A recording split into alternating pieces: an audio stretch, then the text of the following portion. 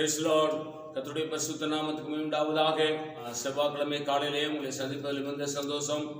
இந்த நாளுடைய ஆசீர்வாதத்துக்காக ஒரு வேத பதிவு வாசிப்போம்.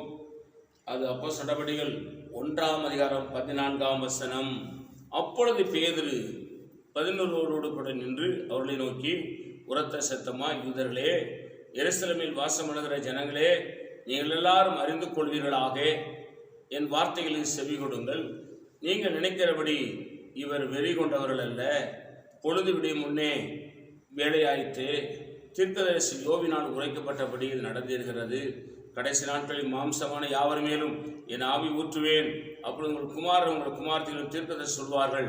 உங்கள் வாலிபர்கள் தரிசனங்களை அடைவார்கள். உங்கள் மூப்பர்கள் சொப்பனங்களை காண்பார்கள். கவனிங்க, பேதுரு இயேசு கிறிஸ்துவை பிடித்து கொண்டு போன பிறகு அவரை பிடித்து கொண்டு போய் அவர் உயிர்த்தெழுந்து பரமேற வரைக்கும் 120 நாளும் பேதுரு செயல்படவில்லை, அமைதியாயிருக்கிறான். ஆனால் பெந்தகோஸ்தே நாள் வந்தபோது பரிசுத்தாவின் அபிஷேகத்தை பெற்ற பிறகு பிரதான ஆசாரியர்களுக்கும் அங்கே இருக்கிற அரசாங்கத்துக்கும் பயந்து ஓடி இயேசுவை மறுதலிக்கவும் செய்தான்.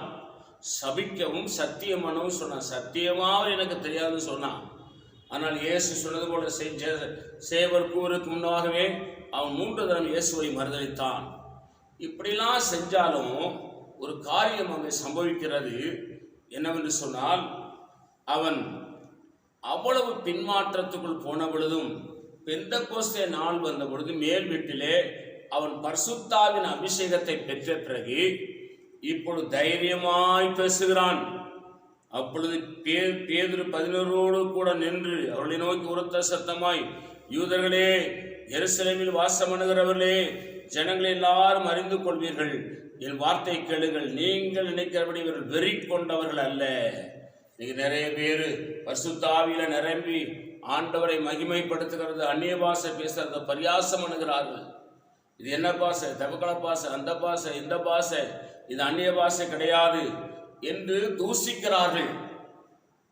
ஆனால் பரிசுத்தாவின் அபிஷேகத்தை பெற்ற பிறகுதான் கோலையாயிருந்த பேதுரு தைரியசாலியாய் மாறினான். அவனுக்குள்ள ஒரு அசாதாரண தைரியம் வந்தது. பரிசுத்த ஆவியானவர் அவனை தைரியப்படுத்தி இயேசுக்காக பேச வைத்தார். இந்த காலவில் அருமையான கர்த்தருடைய பிள்ளைகளே, பரிசுத்த ஆவியானவரை அந்நிய பாஷையில் பேசுகிற ஜனங்களை, பரிசுத்த ஆவியில் நிரம்பி கர்த்தரை பாடுகிற ஜனங்களை பரியாசம் பண்ணாதிருங்கள். அப்படிப்பட்டவர்களை நீங்கள் குறை சொல்லாதிருங்கள். ஏன்னு கேட்டா, இயேசுவுக்கு விரோதமாக நீங்கள் என்ன பேசினாலும் மன்னிக்கப்படும்.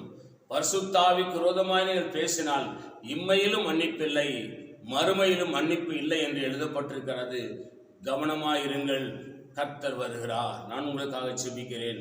பரிசுத்த பிதாவே, உடைய குமாரன் ஆண்டவருமாய் ரட்சகர் இயேசு நாமத்தை ஜெபிக்கிறோம்.